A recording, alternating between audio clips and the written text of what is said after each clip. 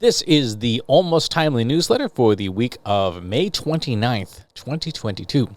What's on my mind this week? Marketing intent. Here's a question for you. What is the intent of your marketing? When we talk about things like SEO, we talk about search intent. What is the intent of the searcher? What information are they trying to find for which our content would be a good fit? This is fairly straightforward, right? We understand generally that where in the buying cycle a potential customer is based on their intent, on what needs they need to fulfill. We know the difference, for example, between someone searching for a coffee shop and someone searching for a coffee shop near me, right? Very different intent. So that brings me back to the original question. What is your intent? What is the intent of your content marketing when you're making it? This matters more than you think. Intent is everything. We as ordinary people, forget about being a marketer for a second, as ordinary people are generally pretty good about detecting intent. We know, we feel when someone's a little suspicious, right? When someone is behaving in a way that is more self-serving than not, or when their intentions are not good. Now to be sure, there are things like bias that can cloud our awareness and our judgment. But generally, you're decent at knowing if someone rubs you the wrong way, aren't you? Have you ever been to a social function and talked to someone and something just felt off?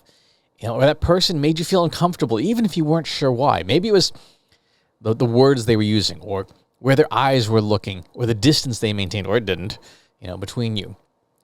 And later on, you found out their intent wasn't great. Maybe it was too self-centered.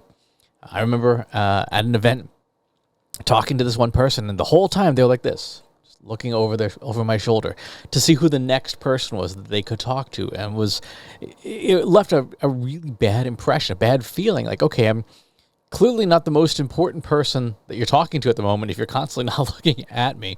And of course, it turned out they were trying to network to find their way towards this other person at this event.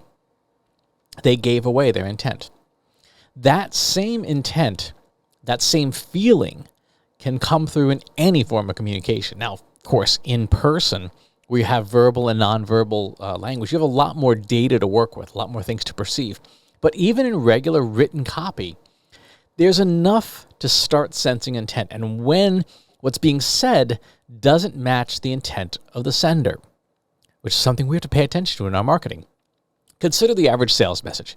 So many sales messages come across as shady and disconcerting because we perceive that the salesperson on the other end is trying to mask their intent. They're trying to hide their intent, but it's pretty clear, right?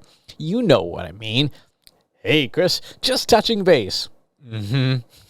Or, hey, Chris, wanted to see if there's any interested in... or, hey, Chris, who's the best person to talk to at your organization about? We know what the actual intent is, right? It really should say, hey, Chris, I'd like to sell you something. But it doesn't. And that mismatch creates cognitive dissonance, creates that feeling of, okay. And so we learned very quickly to distrust any of this kind of content, any of this kind of outreach. We know it's a trap, right? So what do you do differently? How do you do that differently? Well, I'll give you a couple examples. Every quarter or so when I send out my blatant sales pitch email to you, it's literally titled Blatant Sales Pitch from Christopher Penn. Right? And I get a ton of feedback from you. Lots of it is people saying, thank you for being honest, right? That the email is a sales pitch. You don't have to guess my intent. I'm telling it to you. My intent is clear and up front. I want to sell you something. In turn, that means you don't have to waste time or mental energy trying to figure out what the angle is, right? Trying to figure out, is this a sales pitch or not? And that means you can focus on whether or not you want what's being pitched rather than trying to figure out, is this a pitch or not? So how do you improve your marketing intent? How do you make your marketing better? The short answer is, where and when practical, separate out marketing from sales. In your content, and especially in the intent that you're using when you're making the content. Sales content is and should be about selling. No question about it. Buy this thing, enroll in this, request a demo, and so on and so forth. There's no ambiguity. Marketing content should be more about building awareness and engagement and brand affinity. And that means less selling and a lot more helping and educating and entertaining. What about the inevitable protestations of stakeholders saying that marketing is not doing enough to support sales? Well, when you do incorporate sales content, just be clear about it. Be obvious about it. Again, you don't make people think. In my newsletter, you will see things that are clearly and obviously advertisements, things I want to promote. You don't have to guess. I tell you pretty plainly, I'm trying to sell you something. When you have to provide sales support in your marketing messaging, do the same thing.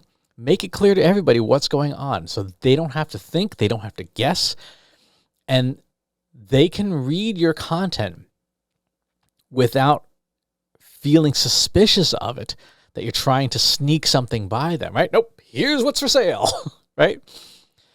Treat sales content and marketing content like soda and beer, right? Each has its place. Each has its purpose. Each is good on its own. Don't mix them together because then nobody's happy.